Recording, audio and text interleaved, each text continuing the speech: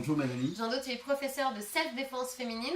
Tout à fait, professeur de Sambo dans lequel on enseigne la self-défense. Alors le Sambo, c'est quoi? Le Sambo veut dire autodéfense à main nue, ça vient de Russie. Et on a la capacité d'apprendre à se défendre par cette discipline. D'accord, donc en fait c'est de la self-défense, mais à main nue? Autodéfense à main nue, donc oui, c'est à main nue. On apprend aussi ensuite le travail sur armes, mais c'est plus pour les hommes. Une femme va apprendre à se défendre dans une situation d'urgence. Si on lui prend les cheveux, si on lui vole un sac, si on essaie de lui faire un bisou dont on n'a pas envie de recevoir le bisou, ou ce genre de situation. Très bien. Ensemble aujourd'hui, Jean-Do, on va répondre à la question de Laura. Laura a 23 ans et justement, elle entend parler partout de la self-défense féminine, mais elle ne sait pas vraiment de quoi il s'agit. Donc est-ce que tu peux nous expliquer? Tout à fait. Alors pourquoi cette défense féminine? Les arts martiaux au départ ont été conçus par des hommes et pour des hommes. Dans tous les pays, en guerre, il y a eu des femmes qui se battaient, mais c'est surtout, on va dire, un peu macho au départ. Et Madame Simone Veil, à la fin de son mandat, à la fin des années 70, a demandé à ce qu'il y ait une self-défense qui intègre la spécificité des femmes.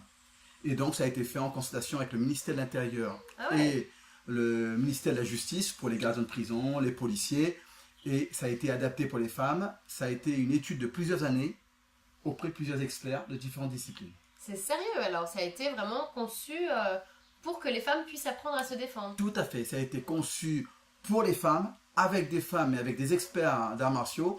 Par exemple, on n'utilise pas la force, alors que les hommes peuvent utiliser ce qu'ils ont comme disponible, les muscles. Alors si on n'utilise pas la force, on utilise quoi?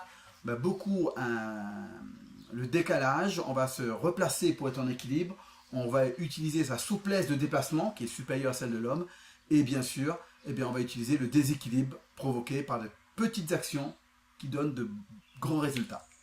Donc en fait, on adapte la self-défense aux atouts des femmes. Tout à fait. Qui en ont certainement. Tout à fait. D'autres que les hommes, mais certainement... Oui, elles sont beaucoup plus souples, elles sont beaucoup plus à l'aise dans les déplacements.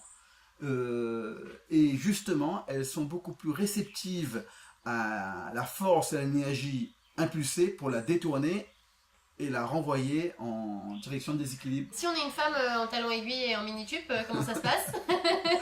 Effectivement, on ne choisit pas la tenue dans laquelle on est quand on se fait agresser. est agressé. Et bien là, il y a l'adaptation. Et alors, mais un coup de talon, ça peut faire mal. Si on ne perd pas l'équilibre parce qu'on est sur un autre talon qui est très fin, mais sinon, effectivement, ça ne comprend pas les coups de pied hauts ou autres. C'est surtout on est debout, on utilise ses mains, son déplacement, son corps. Très bien, merci beaucoup Jean-Do.